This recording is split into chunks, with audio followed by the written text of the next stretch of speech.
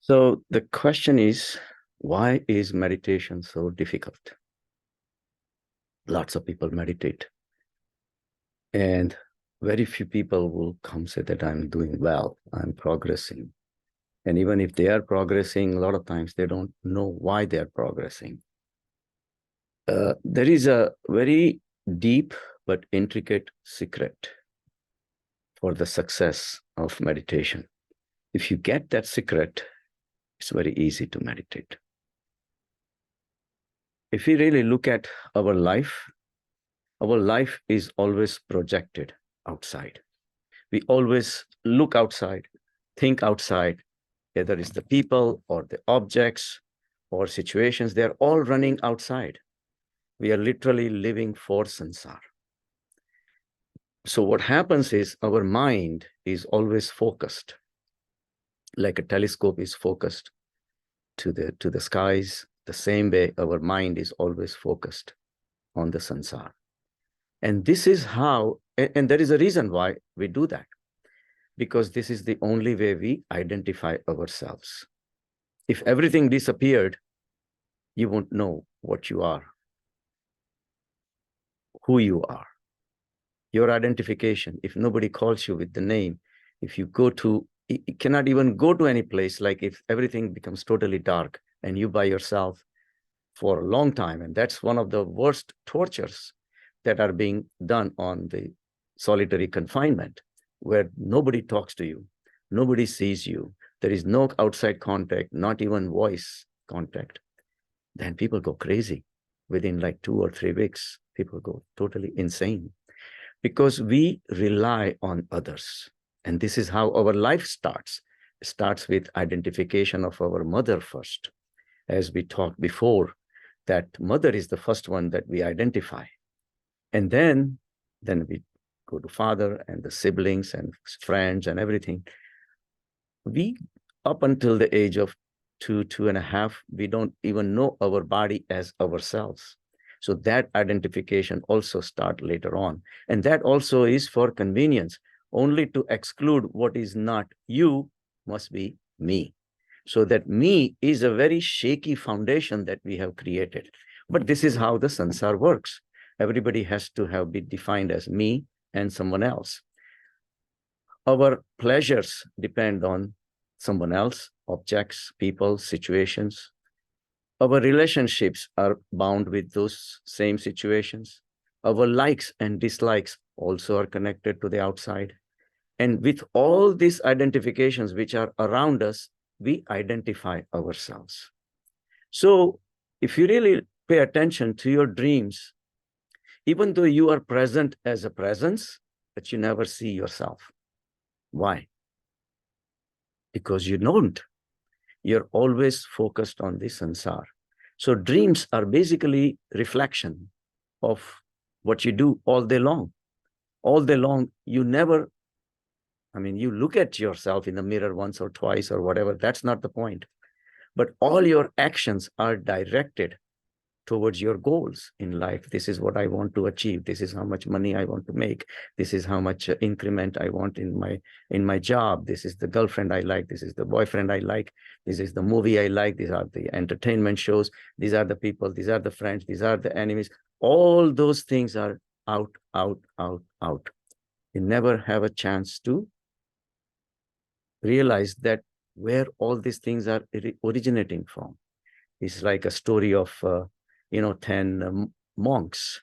They happened to cross the river, and there was the monks are supposedly in those days were smart people, but there was something wrong with them. So they crossed the river, and there were 10 before they crossed the river, and then they counted. There were only nine monks left. So suddenly somebody realized that one monk probably got dragged into the river. So they were so upset. So this another monk counted, another monk counted, another monk. Everybody came with the ninth answer, 9. So where is the problem? And then this one passerby was going through that area, and he says, "Can you help us out? We have lost one of our friends, and can you help?" He says, "How many were you before you started?" He says, 10. He says, "How many are you now?" He says, "We are 9." And then the guy counts, and turns out to be 10. There were 10 monks, but nobody was counting themselves. And that's exactly what we do. And why don't we do that? Because our needs are focused outside. Our senses are also focused outside. So going within, you're not going to get anything. Eyes want to see, ears want to hear, the touch wants to touch something, the nose wants to smell something, the tongue wants to taste something. Everything is projected outside. Where is the room to go within? There is no need to going within. So all these things happen, and that's why you almost don't exist. And yet you exist only because of the connections, your outside connections, the objects, people, situations. They make you identify. You identify yourself as, if you ask yourself, who are you? Oh, I'm Shrenik Shah. But name was given to you by someone else. Oh, then how else you can identify yourself? Oh, I live in such and such street. Again, you have to use the street. Oh, I'm a doctor. Oh, then you have to have the patients. Patients identify that you're a doctor.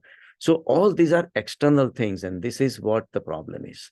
But we are afraid to go within. The number one reason is because we are afraid of the unknown. We know what our mind is.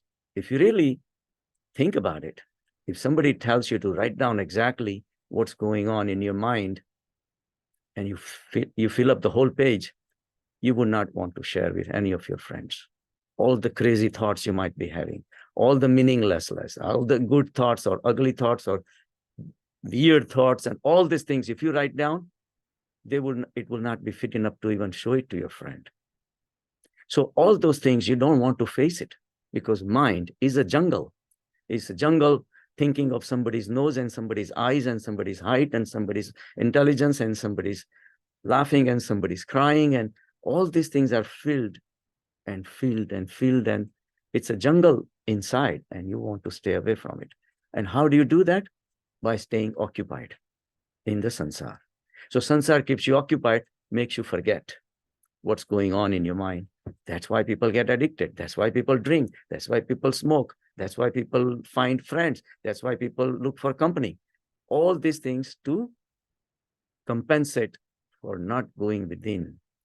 And this fear of going within prevents us even in the meditation. We are so restless. We are not able to face our own mind.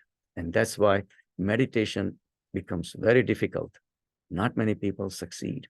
So there is a technique, though. The mind is already within us, and there are zillions of thoughts. So 3 things you have to remember. 1, you have to be fearless. After all, it's your mind. Your mind is not something you can even put it down on the table. It's imaginary. It's made out of thoughts. Thoughts are like thoughts, like flowers made out of space.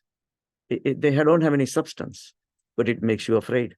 You are afraid of your stress. If you're afraid of your suffering, you're afraid of this, you're afraid of that. Somebody said something, you're afraid to go and visit that emotions and feelings, and all these things are loaded in your mind, and you're afraid. So one thing you have to do is remove the fear, remain fearless and able to face the mind.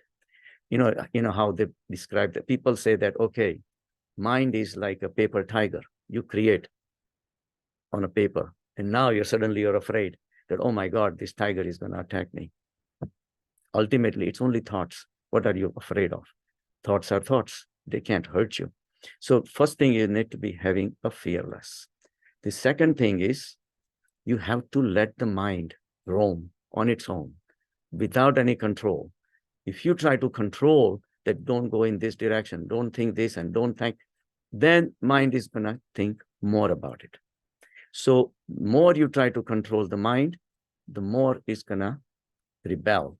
So it's better to leave it alone and not even care about it. So that's the second thing. So become fearless, give all the freedom to the mind to think whatever, no problem. And the third thing is, do not judge anything good or bad. Because calling something good, your life situation. Say, oh, I like that, or I don't like that. So liking and disliking also makes you attached to the sansar. And again, you going around in circles with the mind itself. So having the definitions of what is right, what is wrong, what is better, what is worse, all these things keeps you occupied. The key thing is to be able to stand apart. Like we always say, there is a river passing through in front of you. Now in the river, you will have tons of things. You will have debris, you have stones, you have sticks, you would have logs. And if it is Ganga, you may even have a dead body. Who knows? Anything can flow in the river, right? So you don't want to fix the sansar, because the only purpose of the mind is to be able to do something in the sansar. But you had enough of it. You're just being an observer, like we always say. So being an observer is not easy, because you need to have the strength not to get attached, not to get dragged into the thoughts, because thoughts always takes you into doing.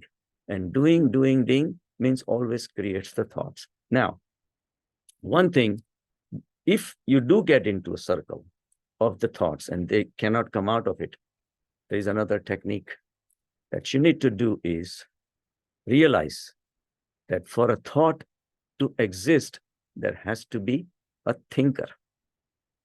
Same thing we said, we never pay attention to ourselves. Thoughts are like arrows which are being shot out of our mind to attach to outside objects, people, situations. And as soon as thoughts come, we start thinking about those objects, people, and situations. No. Just for a change, start paying attention to where these thoughts are starting from. All of the thoughts start from your mind. All your emotions are yours. All your sufferings are yours. All your joys are also yours. So your thoughts are created from your own mind. So remain independent, stay apart, and observe the thoughts, but paying attention to where the thoughts are arising from you. So stay apart and observe yourself as if you are a third person. Then all of a sudden, that third person becomes a thinker of all the objects, people, situations of the sansar. And that process, you have nothing to do with it.